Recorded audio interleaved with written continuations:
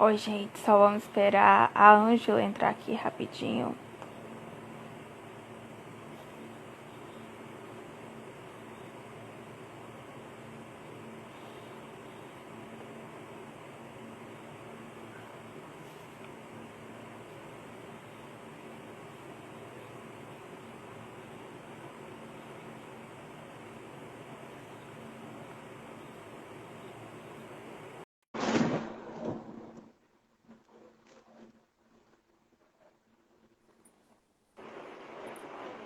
Boa noite, Ângela, tudo bom? Boa noite, calma aí que eu vou colocar o fone aqui. Boa noite, tudo bom, minha flor? Tudo. E como é que você tá? Como é que tá sendo sua rotina nessa quarentena aí? Não, vamos dizer assim, né? A gente acabou se reorganizando em relação à questão do escritório, enfim, né? As atividades Ah, que se fazia, trabalho, escola, toda essa questão, né? Teve que ser, aham. né, reorganizada. Mas graças a Deus estamos todos bem. E pelo menos, né, de uma maneira, a gente tem as lives para estar conversando com as pessoas, né, Sim, interagindo, enfim, né, fazendo novas isso, amizades. exato. E eu queria que você contasse pra gente um pouquinho como é que você começou a gostar do vôlei, da onde que esse interesse surgiu pra você. Então, bom, boa noite para todos, né? Sim, Pessoal boa que vai noite. estar entrando aí. Enfim, bom, o vôlei para mim, né, e eu sempre falo que, na realidade, quem foi a precursora do voleibol na minha vida foi a minha irmã. Porque minha Ah, irmã sempre foi apaixonada por voleibol, mesmo não tendo ninguém da família que fizesse qualquer tipo de esporte. Então, a aham. Andrea, né, que todo mundo conhece, a Andrea Moraes, ela foi a precursora e que acabou me levando, porque eu, na realidade, eu não gostava muito de vôlei, não. A Nossa, minha praia era outra. vixe. Mas, justamente. E quando a técnica foi até minha casa, né, conversar com a minha irmã, falando, Aham. explicando, né, conversando com a minha mãe, que a Andrea estaria treinando no clube. Naquela época era o Banespa, das Aham. categorias de base, enfim. Ela me viu e vendo eu já com aquela estatura de 1,70, já com 11 anos, ela falou assim: Nossa. Poxa, que menina alta! E aí, automaticamente, ela já pegou e falou assim: Eu vou fazer sua carteirinha. E ali foi o início da minha carreira como jogadora de vôlei. Um beijo aqui pro Carlão que entrou, que está sempre acompanhando, o Fabrício, enfim. Nossa, então Então o vôlei surgiu na sua vida, digamos assim, do nada, né? Você nem imaginava que ia ser uma grande jogadora de vôlei, nem nada.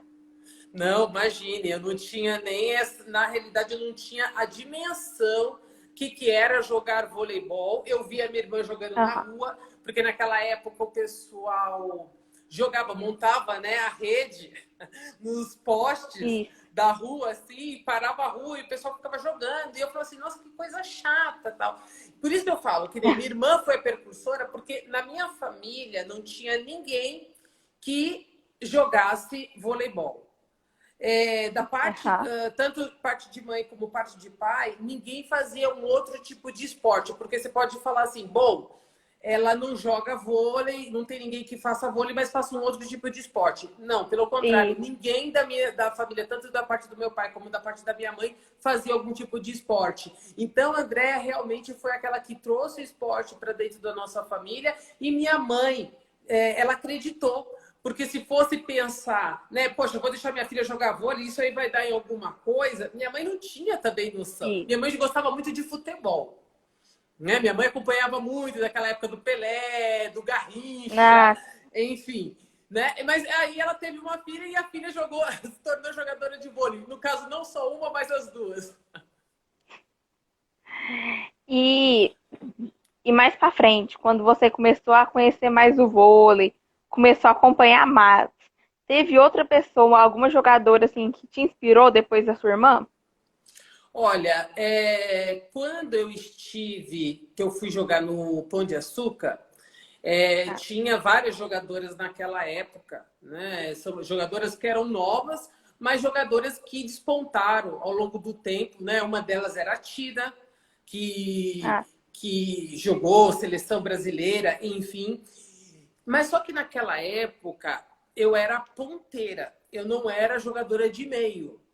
Mas me nossa, chamava muita atenção porque a Tina, ela fazia a China fazia aquelas jogadas e eu ficava admirando, né? Como que pode ser tão rápida jogar? Porque isso. para se jogar meio, da posição de meio de rede, você tem que ter uma certa articulação, saber Leitura de jogo rápida. justamente se deslocar muito bem, Isso. ter fundamentos, né? Para justamente você conseguir fazer a função como central. Só que Isso. eu ficava assim, vamos dizer assim, acho que, sabe, meio fascinada na posição que ela fazia. E aí, Aham. quando eu fui para o São Paulo, da minha época como infanto, aquela coisa, eu continuei sendo ponteira. Só que depois, o meu técnico, no caso o Fábio, ele falou assim: Ângela, pô, vamos tentar você na posição de meio de rede? Porque eu tinha o bloqueio bem parado, bem posicionado, e eu tinha um ataque pesado. Já a minha Aham. recepção naquela época não era tão apurada assim. Então ele falou assim: poxa, como jogadora de meio, você não vai ficar numa posição tão exposta, né? De Isso. passe.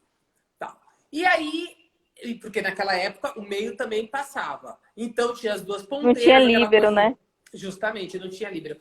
E ali eu fui, e aí automaticamente me veio, né, a Tina como referência para mim, de repente, né, me tornar a jogadora que eu fui. Sim.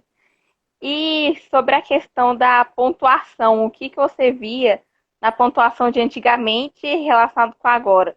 Que antigamente o set ia até 15 pontos, né? E agora é até 25. Você acha que antigamente era muito mais difícil jogar do que atual? Olha, na realidade, as regras eram bem diferentes, porque naquela época Sim. havia vantagem. É. Então, se você for ver, hoje você fala assim, o jogo é pontuação corrida. Aí você coloca Sim. 25. Praticamente era mais ou menos o mesmo período de coisa, mas você tinha que ter um condicionamento físico melhor, porque justamente você tinha que pegar a vantagem, conseguir a vantagem e na vantagem você fazer o ponto. Porque se você perdesse a bola, automaticamente você não executaria e não faria o ponto. Então, ao longo do tempo, isso foi mudando e, por um lado, o que mudou realmente era por questões de transmissão de jogo. Porque a Ah, transmissão do jogo, justamente por estar em canais abertos, até mesmo naquela época, quando entrou uma outra emissora para poder fazer a transmissão, então foi feito essas aham. mudanças justamente para poder ter o período, porque os jogos às vezes se estendia muito, dava 2 horas e meia, 3 horas, por causa dessa questão da Isso. vantagem, tal. E aí foram, de repente, se adequando à questão da transmissão.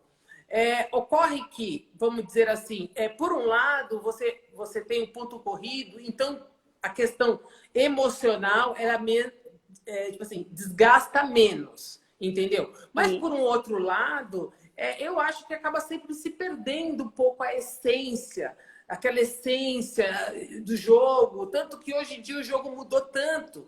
Porque vai mudando o tempo, né? Vai passando Isso. época, o jogo vai mudando, o jogo vai evoluindo, mas a essência acaba se perdendo, aí acaba ficando um jogo um pouco morto. É claro que quem está vendo agora o voleibol acha assim espetacular, mas quem conheceu o voleibol lá, que o pessoal fala assim, o voleibol de raiz, deu É. voleibol hoje em dia muito assim, sabe, sem sal, sem sal, sem açúcar, entendeu? Então fica aquele, Isso. aquele morno, entendeu?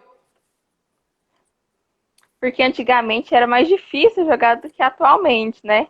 Ah, parece que antigamente os jogadores também treinavam muito mais do que hoje em dia. Hoje era aquela coisa, né? A gente tinha um condicionamento muito puxado, ao ponto de a gente ter que correr 10 quilômetros, porque você Não. precisava de um condicionamento físico, fôlego, justamente por essa questão de ter que estar o tempo inteiro saltando, saltando, saltando e a partida ser muito longa.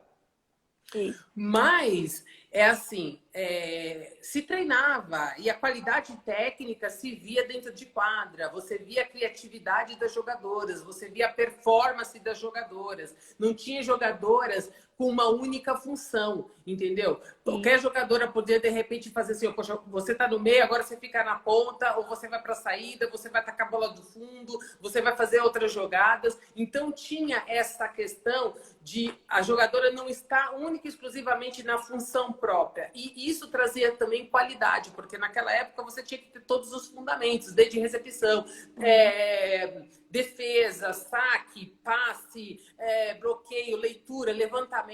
Então, vamos dizer assim, você era uma jogadora completa, certo? Aham. E isso te trazia um diferencial dentro de quadra do jogo, da qualidade do jogo, aquele jogo mais refinado, mais apurado, entendeu? Uma plástica incrível de jogadas, né? As jogadoras sacando saque viagem, né? Não um saquezinho, né? Sim. Saltinho, mas saque viagem, saque com potência, enfim. Então, automaticamente, você acaba se perdendo um pouco dessa qualidade técnica ao longo do processo que foi o voleibol. Porque hoje em dia muitos jogadores estão só dando o saque flutuante, ou aquele um pouco mais chapado. Quase ninguém tá dando o saque viagem das brasileiras, assim. Não, Aí você quando não vão vê. jogar na seleção. Isso. Aí quando vão jogar na seleção estão sofrendo com o saque viagem dos outros países, né? Sim, porque não treina-se mais, não, acaba limitando muito a jogadora. Boa noite, Vitor, tudo bem? Tá lá na Flórida, beijo para você. A Juju também entrou aí, eu vi, entrou uma galerinha. Então, essa questão, entendeu? Porque o que acontece? Os times continuaram, vamos dizer assim, tendo uma evolução. É claro que teve um declínio das outras seleções, porque se a gente for pensar da época de 90, né, com grandes jogadoras, times de Cuba, Rússia, China, enfim, né, os times muito difíceis, com jogos, o jogo também bem alinhado, jogadoras com personalidade muito forte dentro de quadra. E Sim. aí você viu que começou a declinar as outras seleções e o Brasil começou A crescer. a crescer, justamente, em ascendente, justamente. E depois disso, também não houve uma troca de jogadoras, vindo jogadoras novas com a mesma pegada. Então, houve uma troca de jogadoras Aham. nesse processo todo, mas não está tendo uma renovação assim tão expressiva. Haja visto Sim. que, tipo assim, alguma ou outra, mas não como uma safra, como veio, como pensar, depois que outros jogadores foram saindo, aí veio a Valeuska, veio a Fabizona, veio as levantadoras, enfim, líberos, atacantes de ponta, né? Que a gente pegou uma Sim. safra, né? Que teve aquela troca e depois consecutivamente, você não vê jogadoras tão expressivas ou uma safra com um tão número de jogadoras como tivemos antigamente. Sim. Agora, essa questão dessa transição, dessa mudança, que a gente fica um pouco assustado, né? Porque a gente vê o voleibol que o Brasil abraçou muito, haja visto que a gente tem o futebol, né? Que o Isso. futebol é uma coisa à parte, mas o voleibol veio num cenário nacional muito forte. Era praticamente, vamos dizer que é o segundo esporte. mais que era mais sim, praticado, mais, enfim, que as pessoas tinham aquela identificação, ainda mais porque trouxemos vários títulos importantes para o Brasil. Então, a visibilidade a nível tanto nacional como internacional, o Brasil houve uma ascensão muito grande. E aí, né, hoje a gente vê algumas coisas não acontecendo conforme a gente gostaria. até a seleção mesmo, tem jogadoras, tem lá, já estão o quê, uns 10 anos na seleção, que para esse novo ciclo olímpico poderia dar uma total renovada. Mesmo que elas estejam jogando bem, tem que ter outra seleção já futura, né? Porque elas não vão jogar para sempre também. Justamente, você falou, é perfeito. É essa renovação que nos preocupa, porque essas jogadoras elas não vão ficar ad eterno, entendeu? Pois é. Mas ela tem um período, tanto que tem algumas jogadoras que, mesmo já falaram pro Zé, que não queriam estar na seleção, que tem outros projetos da vida particular também, porque a vida não é só jogar, ser jogadora de vôlei, você tem outros projetos na sua vida particular também, que você tem que Sim,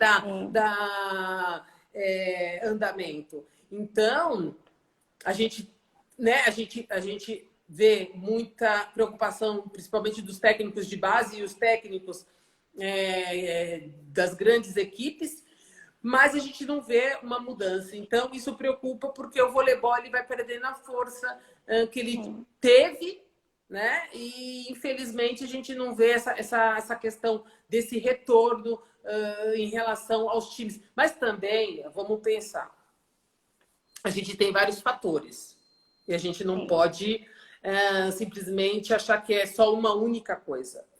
Exato. Antigamente a gente tinha muito mais clubes que participavam e dava acesso aos militantes, às jogadoras que, né, não eram sócias, e você tinha mais times. E, Automaticamente, hoje em dia, a gente vê os clubes já não participando tão afinco dos campeonatos, a entrada de atletas militantes sendo restringidas e os patrocínios também, né, de muitas equipes deixando de patrocinar, ainda mais depois também com o Covid, então já fica uma coisa também mais difícil. Mas isso já vinha acontecendo. Né? O já, Covid, é vamos verdade. dizer assim, que ele vai acelerar um processo que já estava em andamento. E, Então, é isso que preocupa. Nós vemos muitas pessoas que têm, sim, vontade de estar trabalhando, de estar, enfim, em pró do voleibol, pessoas sim, capacitadíssimas, né, que trabalham, que têm responsabilidade, mas por um outro lado também a gente tem essa questão, esse déficit, né, em relação à questão dos clubes, em relação à questão dos patrocínios, lugares que não têm centros de treinamento e, e a prática do esporte. Você vê que o esporte deixou de ser uma obrigatoriedade nas escolas estaduais. E ali sim. você também vê. Então você vê uma coisa muito complexa e cheia de situações que acaba levando a esse resultado. Então, para que Exato. isso mude tudo isso, vai ter que mudar muita questão, né? Desde política pública, desde, de repente, a abertura de polos de treinamento, centros de treinamento, a escola voltando de novo a se preocupar em relação à educação, mas educação junto com o esporte, para trazer disciplina, trazer a questão da resiliência, trazer aquela questão, poxa, de você disputar. E a disputa, ela tem que ser sadia, porque automaticamente quando você entra no mercado de trabalho, você está sempre disputando um lugar. Você tem que entrar Sim, nesse. Então, você aprende também ao longo do tempo, fora assim, a trabalhar em conjunto. Então, tudo isso é importante. A partir de que e, a escola ela não vê a importância do esporte na formação de um cidadão, fica difícil até mesmo você fomentar outros lugares também, porque só as pessoas que vão ter acesso a esse lugar, ela vai ter a prática. Se elas e, não têm acesso a esses lugares aonde, vamos dizer assim, eu não sou sócio daquele clube, então eu não vou ter acesso, aí fica difícil. Se eu não tenho um clube, eu tenho que ter um centro de treinamento. Bom, se eu não tenho esse centro de treinamento, bom, eu tenho que ter escola. Se a escola ela não fomenta o esporte.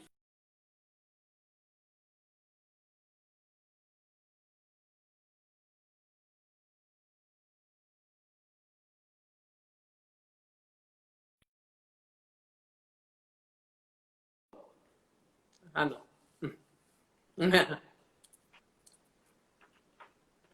Isso que você estava falando é verdade, igual.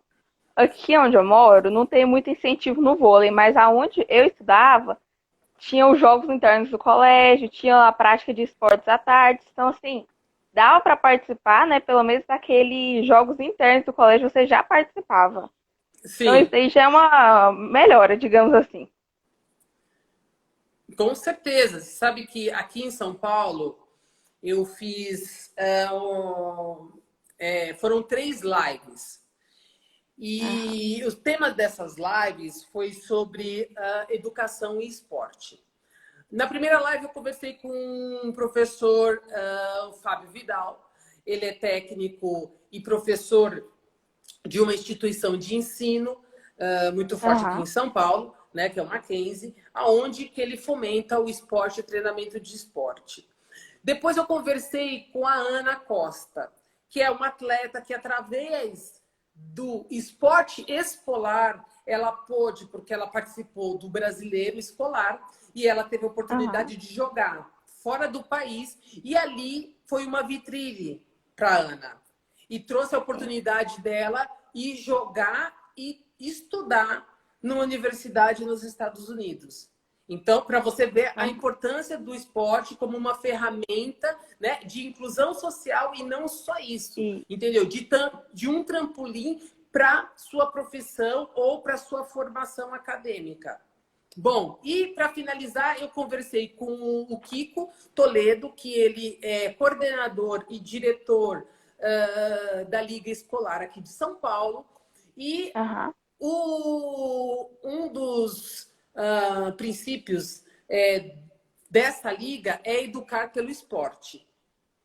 Então, o que acontece? Muitos dos atletas, muitos dos estudantes têm a oportunidade, através do campeonato Do escolar, de esporte. estar jogando, né, e tendo uma vitrine. É claro que nem todos vão estar, vamos dizer assim, vai ter aquela qualidade de se tornar um grande jogador. Mas o esporte, como ele mesmo fala, né, o esporte educa, através do esporte educar, você vê que você fomenta pessoas, as pessoas participam de esporte, mas muitas vezes você não vê a iniciativa, às vezes privada, trazendo aquela, fomentando a questão do esporte também, porque precisa às vezes de Aham. patrocínio, precisa de marcas, até mesmo para tipo assim, que ela ganhe uma proporção maior em relação à questão do esporte, à questão dos eventos, dos campeonatos.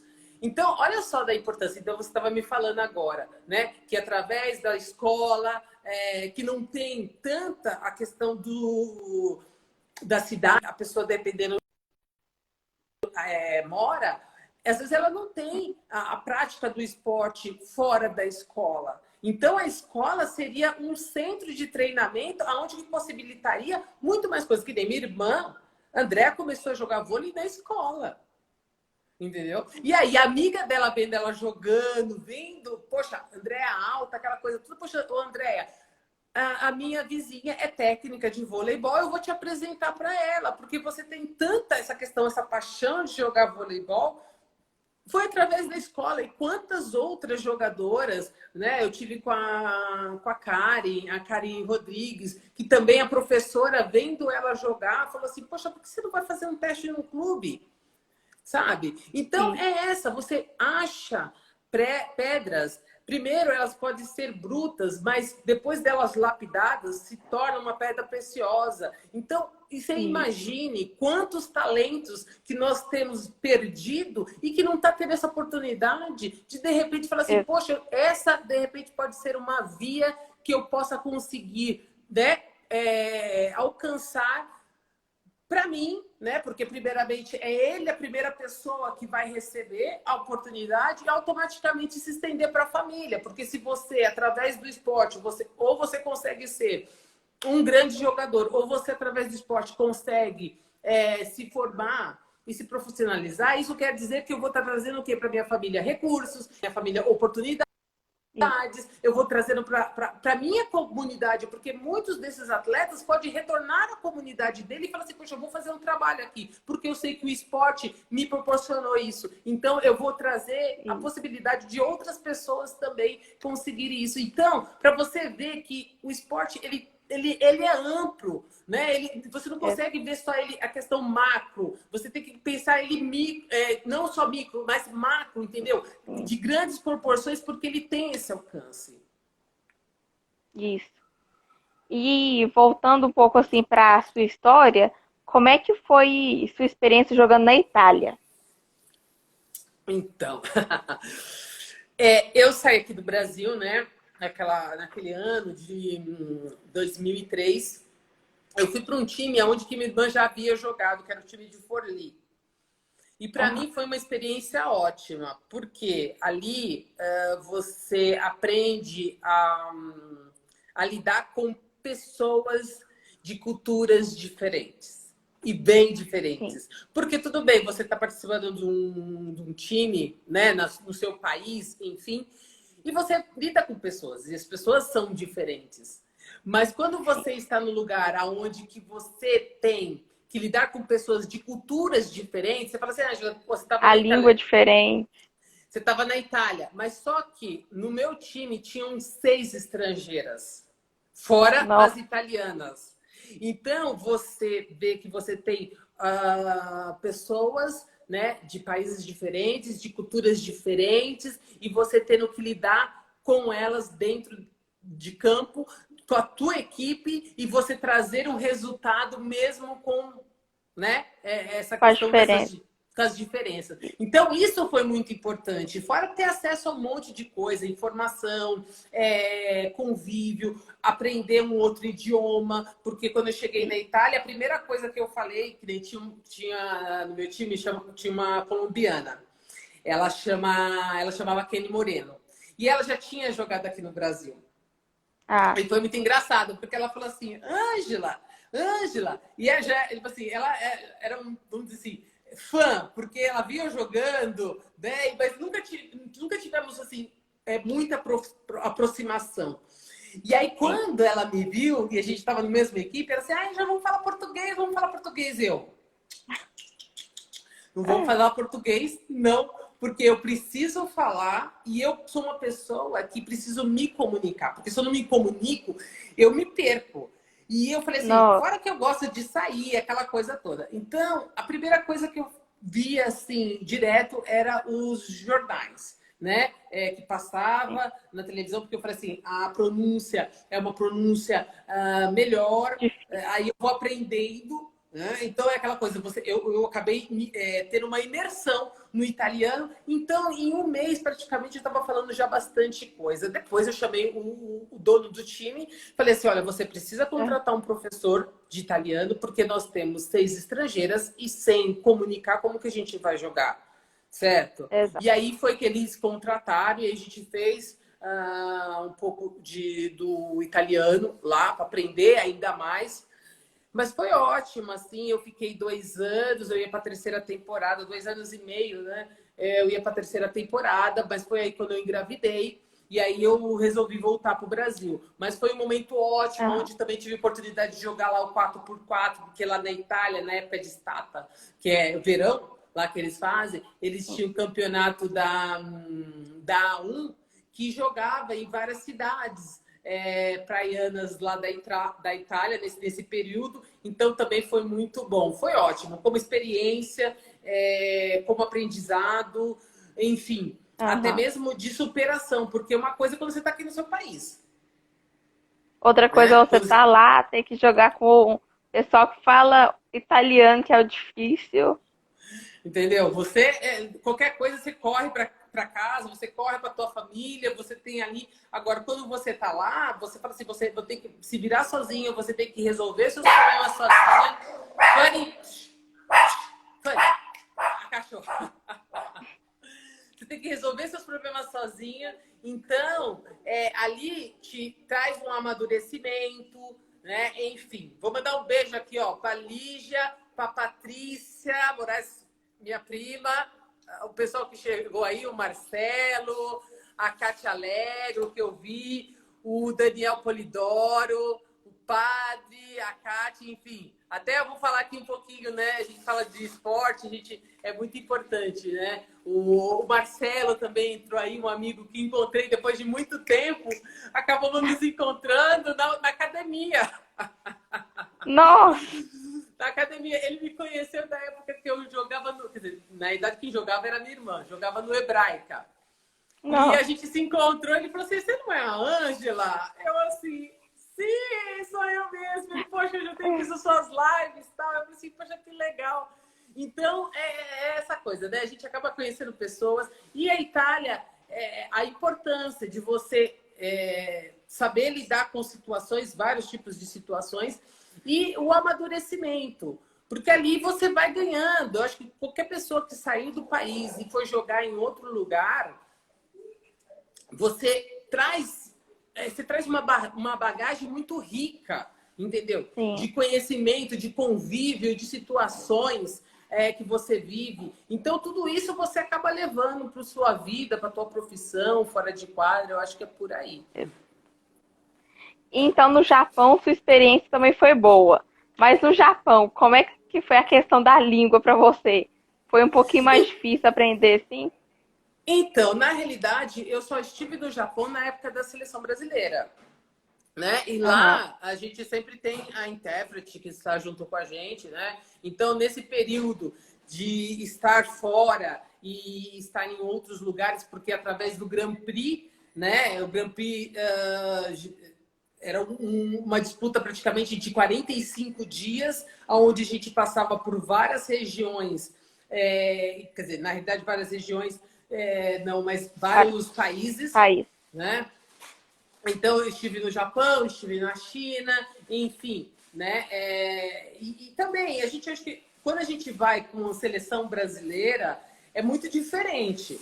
Porque ali você tem pessoas que te dão suporte, né? A pessoa que é intérprete, e ali você fala um pouco do inglês também.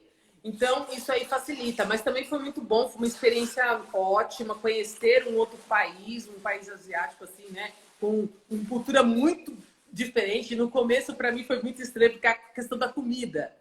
A gente ficava no hotel e era muito engraçado, porque o café da manhã, para eles, é como se fosse um almoço. Tem até bife. Não, não. Isso daí Tem eu comida. acho que não dava para acostumar, não. Então tem aquele menu assim, e buffet, uma variação de comida, de um cardápio assim muito vasto de comida, e automaticamente, ao longo do dia, esse menu, esse modo deles de alimentação, ele vai diminuindo. Então, o que a gente entende? Que eles reforçam muito bem quando eles acordam, porque eles vão precisar de energia ao longo do dia, entendeu? E Sim. aí, na parte da noite, é uma comida bem mais leve, uma sopinha, sabe? Um caldinho, porque você está na Ah, hora de dormir, então você não vai gastar aquele volume de comida que você colocou, então você precisa de gastar, né? Se você não gasta, ele acumula. Então, se você for pensar, um modo até certo, porque a gente não tem sim. esse costume, mas se a gente for pensar e analisar, a forma que eles praticam esse modo deles de alimentação, que eles usam, é muito Certo. certo, entendeu? Isso. Porque se a Comer gente menos for coisas na janta e não vai gastar. Você vai dormir tranquilo, assim. justamente, porque vamos pensar, se você precisa de energia para você ter ao longo do dia, fazer atividade, estudar, trabalhar, fazer, você precisa realmente de um volume de proteínas, de carboidrato, enfim, porque você vai queimar. Agora, à noite você não precisa. Então, é invertido. E é uma coisa muito interessante e muito válida, muito assertiva deles, viu? Vou mandar um beijo para Raquel aqui que entrou, o Adriano. Mas chama, como é que foi o seu primeiro treino com a seleção? Como é que você chegou lá, a ficha, como é que caiu a ficha? Você, assim, não, eu tô treinando com a seleção brasileira, eu vou representar o país. Olha, para mim foi uma coisa assim. Primeiro, foi algo inesperado. Ah, Por que inesperado, Ângela? É, porque, na realidade, eu nunca tinha pegado seleção de base e eu fui ser convocada para a seleção adulta. E naquela época, onde que para você estar numa seleção adulta, você precisava ser craque de bola. Isso quer dizer que você tinha que ter bem afinado os seus fundamentos, desde passe, levantamento, ataque, enfim. Então, quando eu fui convocada, foi uma alegria, aham, sendo convocada para uma seleção adulta. Foi um momento muito bom, porque foi um momento que eu fui convocada e minha irmã também. Então, a minha ah, chegada ali na seleção brasileira, junto com a minha irmã e com outras jogadoras que eu tinha, assim, praticamente quase um laço familiar, foi aham, bem tranquila, porque naquela época o Bernardinho tinha dispensado, assim, deixado as meninas um pouco de folga naquela época. Então, Ana Moser, Márcia Fu, a Fernanda, Ana Paula e principalmente as jogadoras titulares naquela época, mais efetiva, então ele tinha dado um período de folga. Então nós chegamos na seleção. Então naquele primeiro momento, para mim era tudo muito novo, muito assim, legal, tal, porque eu estava junto com a minha irmã, né? Então ficou, vamos dizer assim, foi algo que foi para mim de um modo assim bem prazeroso. Depois, o que aconteceu?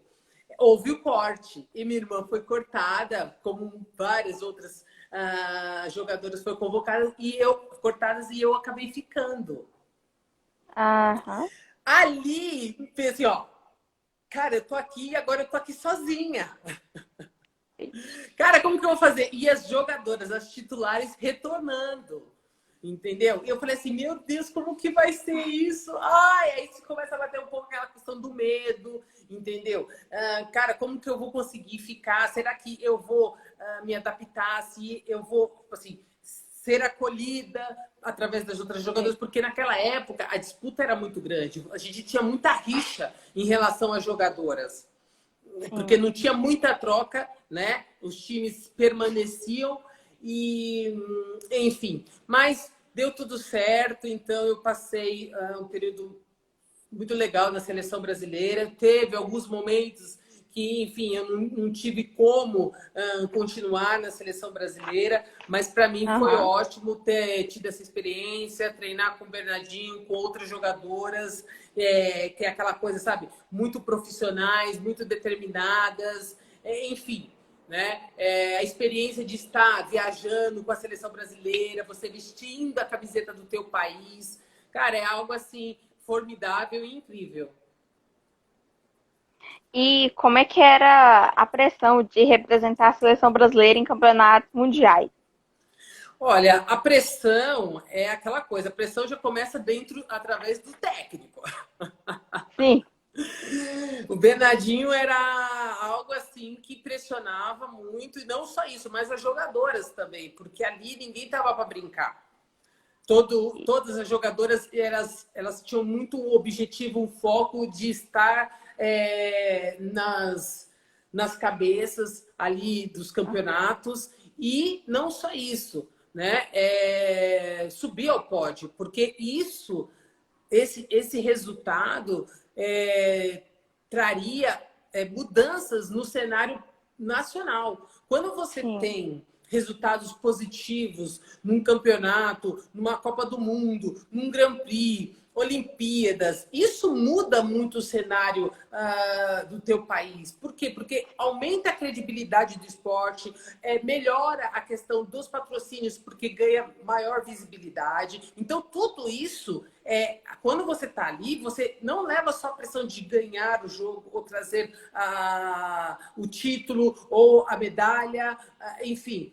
Tem muito mais por fora das coisas que estão movimentando, porque quando você não traz resultado, isso quer dizer que as outras jogadoras ou patrocínio vai começar a deixar de querer patrocinar. Sim. Automaticamente essas outras jogadoras já não vão ter tanto possibilidade de time, então começa a reduzir Sim. a oferta ou reduzir a questão dos times, de clube. Então, todos esses resultados era importante. Então, a pressão ela é muito mais do que aquela só de estar dentro da quadra, de jogar bem, entendeu? E querer ganhar o Aham. jogo. Então, tem uma complexidade muito grande, né, por trás de tudo isso. Então, realmente, você, o tempo inteiro, você está sendo pressionado a você conseguir o melhor resultado, porque o melhor resultado não vai ser só para você, mas ele vai alcançar outras pessoas também. Sim. E qual que era a sua motivação diária para os treinos, jogos?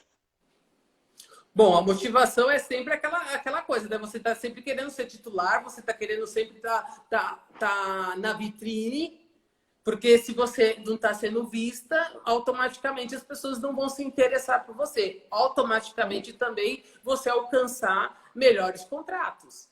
Então, isso sem dúvida nenhuma, a gente tem que pensar que você tendo uma performance e as pessoas vendo a sua performance, a tua melhora a cada dia, e você trazendo até mesmo estatisticamente falando, né, de Aham. ataque, de bloqueio, de passe, tudo isso, desses fundamentos, te traz a você como profissional um peso muito grande na hora das contratações.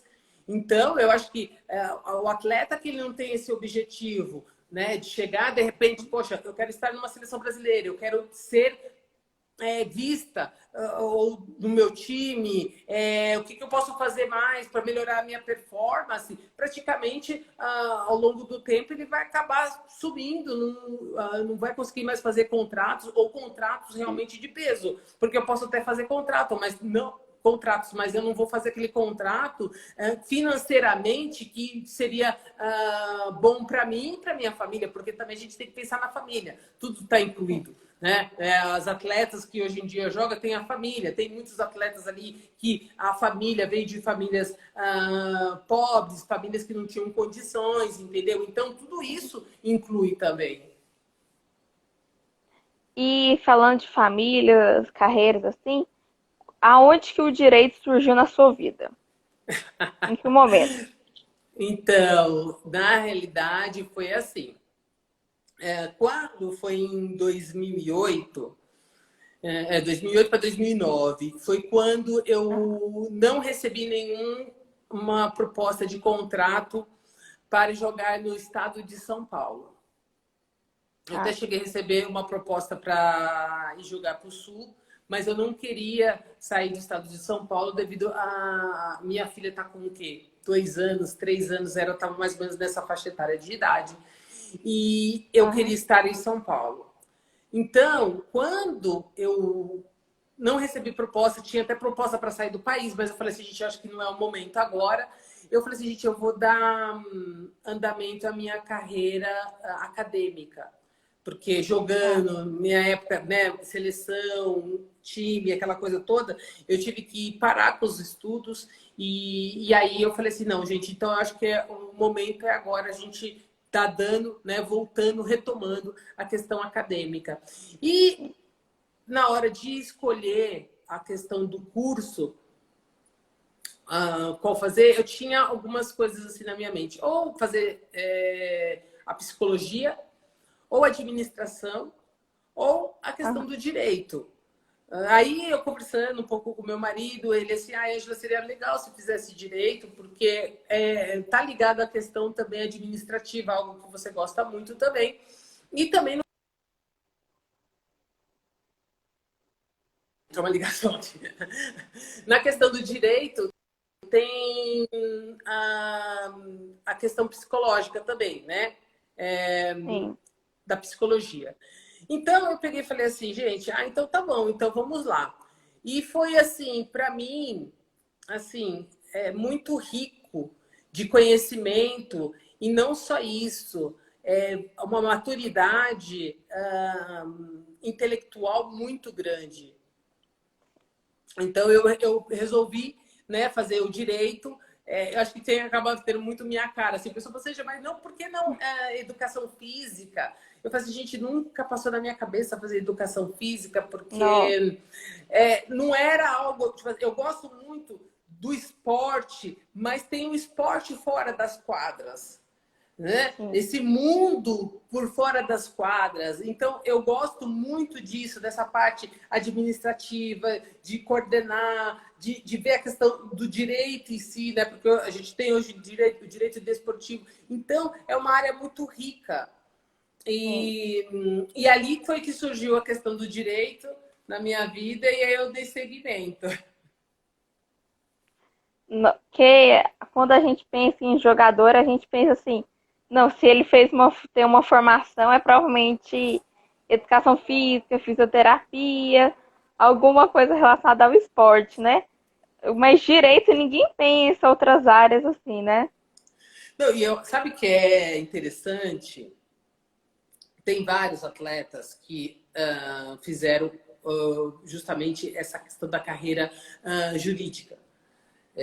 Tem Claudinei, tem Karen, fora outras pessoas que fizeram direito internacional, arquitetura, enfim, engenharia. E ali, isso que é interessante, que os atletas viram outras oportunidades em outras matérias, outros cursos que a gente sempre traz o esporte para dentro da onde que a gente exerce, justamente por causa Sim, dessa resiliência, dessa experiência, da questão da pressão, entendeu? Dos horários. Tudo isso a gente traz do esporte e acaba sendo importante na hora que você escolhe tua carreira, enfim, para você exercer. E tem que ser aquela coisa, né? Você tem que ter prazer, você tem que pensar que, poxa, você vai fazer algo que você vai se empenhar, que você vai gostar.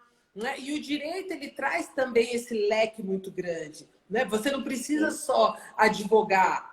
Você pode, tipo assim, você tem várias áreas do direito que você pode estar trabalhando e você tem todo aquele conteúdo de conhecimento, de sim, direitos, deveres, enfim, outras coisas que você pode estar, um nicho de mercado muito grande. Então, isso que é legal, você vê atletas que até tiveram uma expressão muito forte dentro de quadra, escolhendo outros tipos de profissão, a não ser a questão do esporte que eu falo assim, a questão de ser técnico. Uns vão para a sim. questão de comentarista, né? É, Você é, comentarista, né, esportivo, aquela coisa toda. Mas o que eu acho assim, muito legal é justamente você fazer o esporte, sair da área desse esporte que você atuou por tanto tempo e você conseguir enxergar, né? Não uma coisa só nova. justamente uma coisa nova, se não tem só aquela via. Poxa, eu fui atleta, então eu vou trabalhar com o esporte, tal. Você pode trabalhar até com o esporte indiretamente, mas enfim.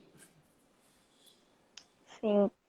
E na sua opinião, quais levantadores você teve mais entrosamento? Você sendo uma jogadora de meio, tem que ter um entrosamento melhor com a jogadora, né, para poder fazer a chutada de meio, uma china. Quais dessas levantadoras você sentia, digamos assim, mais à vontade para jogar? Olha, eu vou te dizer uma coisa. Eu tive a oportunidade de jogar com muitas jogadoras e levantadoras de alta qualidade, tá? O pessoal sempre fala assim, né? A Ângela com a Fofão, que a gente tinha, né, um entrosamento muito grande, sabe? Mas eu não posso deixar de dizer aqui que também eu joguei com a Denise, na época do solo também, que ela tinha uma mão assim espetacular, ela acertava as minhas bolas, era perfeito como a Andréa Marras também. O pessoal às vezes não lembra, mas a Andréa Marras também tinha uma qualidade técnica muito boa, era muito gostoso de jogar com ela. Eu joguei também com a Venturini é muito técnica, muito precisa, Sim, sabe? Então é gostoso quando você tem a oportunidade de jogar com levantadoras que te traz essa, vamos dizer assim, essa segurança em relação à questão da sincronia, entendeu? Das suas bolas e que não tem aquela coisa assim, tem muita precisão. Né? Então, essas jogadoras, essas levantadoras que eu passei, assim, eram jogadoras que tinham uma precisão muito boa. Era sempre. Não, tinha bola que vinha errada, mas até aí, meu filho, a gente conserta. Porque o atacante, ele também não vai jogar o tempo inteiro com bola na mão. E isso eu aprendi também quando eu fui na Itália. Porque lá eu joguei com as levantadoras italianas e o jogo era muito diferente. Então eu tive que aprender a jogar. Não elas acertarem a minha bola, mas eu acertar a bola delas. Entendeu? Se eu quisesse jogar. E ali, quando aconteceu isso comigo, eu entendia que eu não precisaria mais das levantadoras. Porque o que acontece, quando você é meio de rede, você precisa de uma jogadora que tenha muita precisão para acertar sua bola. sim. Porque aquilo ali te traz a segurança. Entendeu? Só que quando eu fui para a Itália e eu percebi que eu não precisava ter a levantadora, entendeu? Eu não precisava ter só a Fernanda Venturini, a Fofão, para que eu pudesse jogar. Então, ali eu dei um outro salto de qualidade. Então, qualquer bola que a Aham. menina colocasse, e eu sempre pedia para ela assim, ó, coloca a bola alta que eu me viro. Ali foi um divisor de água também em relação à minha carreira como atacante. Então, você confia, você começa a confiar na tua capacidade, entendeu? Sim. E atualmente, quais são as três centrais que você acha que estão no nível bom e as possíveis centrais que, né, vão para Tóquio? Olha, bom, saber a gente não sabe quem que vai para Tóquio ou não, porque até lá Não, a gente sim, precisa ver se vai ter as Olimpíadas também com essa situação sim, toda. Mas eu acho que hoje a gente tem aí a Fabizona, tem a Thaísa, a Denise, a gente não pode deixar de citar essas jogadoras, mas a gente também tem uma figura muito forte, que é a Jussiele. e, A gente poderia falar também na Carol, como jogadora. Enfim, tem várias jogadoras boas, mas a gente pensa em jogadoras hoje em dia com estatura de Fabizona e Thaísa. Né? A sim, gente tem essas referências assim. Né? A gente poderia falar assim, claro que a gente teve outras jogadoras aí, desde Valeuska, que até hoje em dia está jogando também, muito forte, sabe? Muito focada. Mas para Tóquio, eu não sei te dizer assim quem que vai estar em condições para estar. Até porque numa outra live eu até comentei que a gente precisaria esperar aproximar um pouquinho mais, ver como que vai ser o campeonato agora, como que essas meninas vão isso, chegar até o final do campeonato, para a gente poder fazer uma análise mais apurada em relação quem que realmente deve estar lá. E eu acho que também pro Zé, eu acho que vai ser bem complicado agora diante de toda essa situação, viu? sim. E qual que foi o seu título mais marcante? Olha, eu vou dizer que foi a Superliga. Por que a Superliga? Porque foi um campeonato onde que nos playoffs finais nós perdemos o jogo dentro de Osasco. Aham, Estávamos perdendo o jogo dentro do Minas Tênis Clube, onde a própria televisão já havia anunciado o BCN naquela época como campeão da Superliga. Nós viramos aquele jogo e fomos para o Mineirinho, onde o nossa, Mineirinho lotado e trazer o título naquele momento, depois de, se eu não me engano, eu não vou te dizer 10 anos, porque eu não tenho realmente a data certa, né? Porque quem aham, trouxe o primeiro título foi o Fiore, também, mas fazia bastante tempo que eles não chegavam nas finais da Superliga. E trazer aquele título novamente para o Minas, dentro do Mineirinho, então foi um título assim que marcou demais, assim. Eu acho que para todos, não só para minha vida, mas para todas as jogadoras que jogaram ali, ainda mais tendo aquele jogo dentro do Minas, aonde que praticamente a própria televisão já tinha anunciado o BCN naquela época como campeão. E virar o jogo do jeito como foi, então foi uma coisa que marcou muito. E você se considera uma jogadora realizada? Olha, eu acredito, e eu acredito não, eu sei que eu fui realizada assim como jogadora, porque se eu fosse pensar na minha estatura e ter chegado numa seleção brasileira, e ter jogado, e ter deixado uma marca tão forte como jogadora, eu me sinto realizada. E não só por causa disso, é porque saber de jogadoras que se espelham em mim como inspiração para elas, eu acho que isso é um legado que você, sabe, você deixa e deixa muito bem feito. Porque você, que nem no caso, né, ouvir uma Jussiele que se espelha em mim, se espelhou em mim como jogadora, ver uma Aline, né? E outro dia eu estava conversando com ela, eu falei assim, poxa, Aline, eu vi tua live, você falando que, sabe, se espelha, né? A minha postura dentro de quadra para você é algo que te marcou bastante. Ela falou assim, eu não sou só eu, não. Tem uma galera Sim. que tem você como inspiração. Eu falei assim, poxa, gente, isso acho que a melhor realização que você tem como atleta, que você passou e você deixou a tua marca nas quadras e nas jogadoras. Então, eu acho que eu me sinto bem realizada como jogadora. Ângela, eu queria te agradecer por essa live. Gostei muito, espero que você tenha gostado. Queria agradecer também todo mundo que está assistindo, foi um prazer.